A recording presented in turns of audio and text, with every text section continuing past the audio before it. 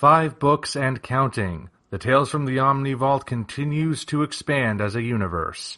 Go ahead and check the links down in the description to get your copies today. Hello, ladies and gentlemen. I'm the Omni Viewer, and I'm here to talk about the 5th issue of Justice League vs. Godzilla vs. Kong. You didn't think I'd forgotten, did you? Now, I haven't been talking about the variant covers a lot recently, but I do want to bring it up this time because, the main cover with Godzilla's face reflected in the windows of the Hall of Justice, that's pretty neat.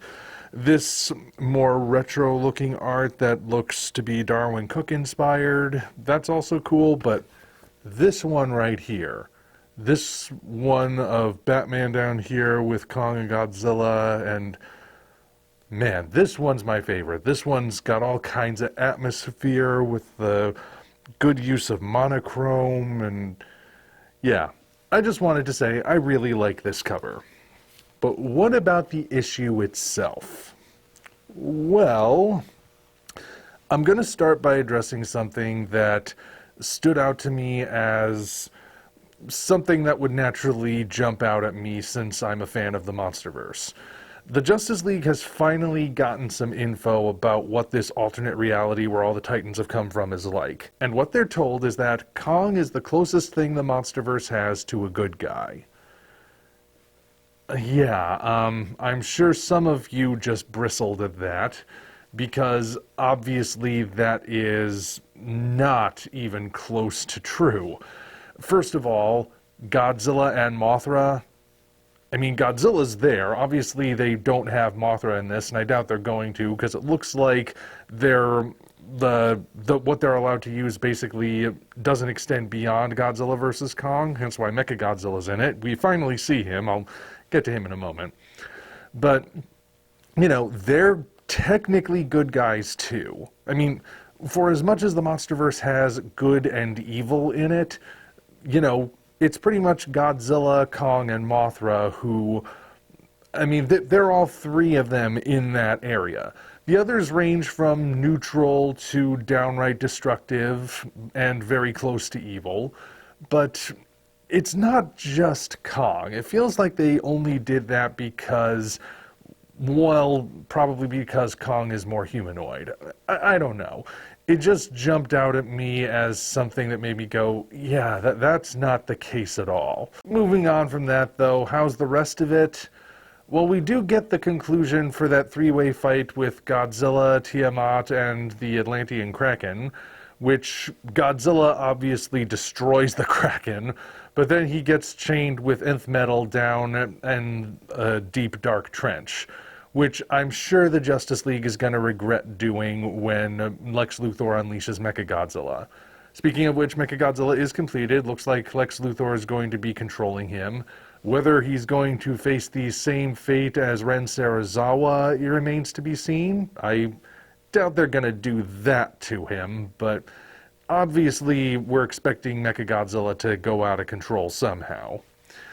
So, they're still kind of building up to this stuff, and actually, it's in that stuff that I find myself kind of not altogether thrilled with this particular issue. If memory serves, this is supposed to be like a 7-issue run. That's the number I've heard. And we're 5 issues in now, which means we've only got the 2 issues left, if that's the correct number. And the issue 5 in particular is in this weird position where it feels like it is simultaneously dragging its feet, but also in a rush to get to the finish line. It is a very weird juxtaposition of paces. Because on the one hand, a lot of the stuff that was already established still hasn't been resolved. Superman is still mostly dead. The Justice League is still mostly in the dark about what's going on. Kong is still on Skull Island. Deathstroke and Cheetah are still looking for Toyman and the Dreamstone, who are both still missing. There's just a lot of stuff that just hasn't actually gone anywhere yet.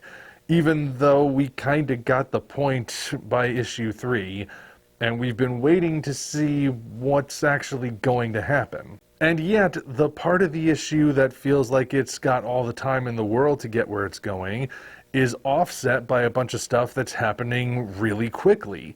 For example, the League of Assassins has apparently taken the skull of what I'm assuming is the Skull Devil, because why would it just be any regular skull crawler, and they're bringing it to the Lazarus Pits. Why? Don't ask me. I mean, I won't pretend that I'm an expert on every single iteration of the League of Assassins, but I can't think of an iteration where they have any particular fascination with reviving giant lizards, not to mention the fact that we don't really know why they did it.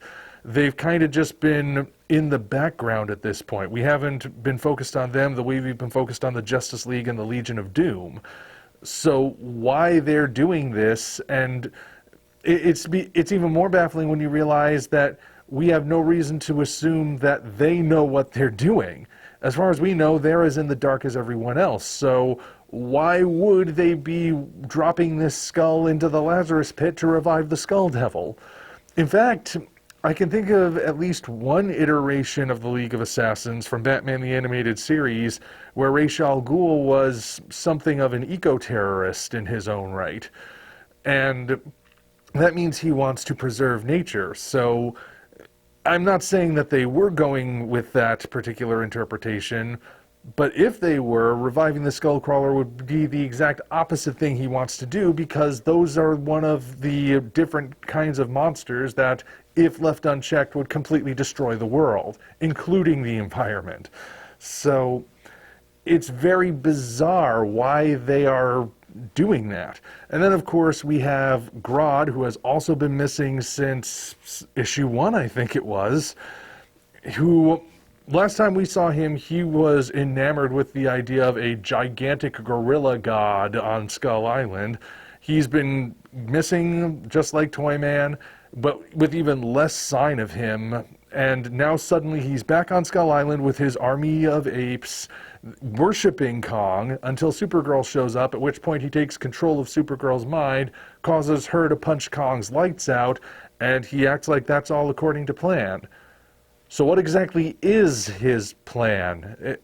Is he wanting to worship Kong, or is he wanting to control him? Or does he see Kong as an enemy? Or...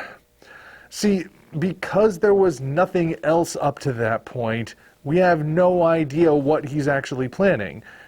And it makes even less sense than what the League of Assassins is doing. Or does it? Maybe neither of them make sense in equal amounts. Like I said, it feels like half of the time this comic is dragging its feet like it's got all the time in the world. The other half of the time it's like, oh yeah, all this crazy stuff has been happening. Weren't you paying attention? Well, I was, and there was no indication of any of this before.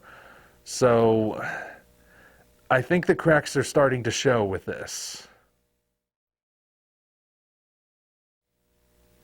Like I said, there are only 7 issues for this series, if I've heard correctly, which means they've only got 2 issues to wrap everything up, and I'm starting to wonder how exactly they're going to do it in a satisfying way. That they're going to deliver some kind of knockdown, drag-out, epic action scene, I have no doubts about. But I'm talking more about the way the plot has gone. Because they've got so many different things happening, and we've seen some of them go very slowly and some of them move so quickly that we're only witnessing certain parts of them.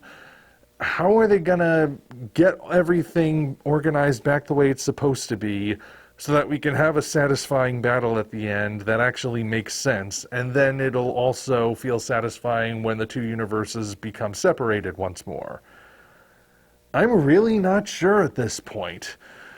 I'm not saying that the comic has necessarily gone so far downhill that it is bad. I mean, it was never going to be some kind of piece of high art, of course. It was just trying to be some escapism, just a crossover for its own sake, and it's still delivering on that front.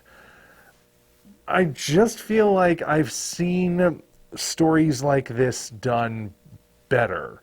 And I've certainly seen more efficiently told stories in even fewer issues. So, yeah, I feel like issue 5 was a bit of a low point. Hopefully it picks up in the next issue, and, well, the next 2 issues before it ends. But, you know, it's not like I can tell you guys to skip this one, because it is part of the story, so... Anyway, I think we can all agree that the worst thing in this book was the full-page ad for Suicide Squad Kill the Justice League, which I'm confident they won't put in any of the trades. But anyway, at least we still have this really cool cover. I don't regret this part at all. And those are just my thoughts on issue 5.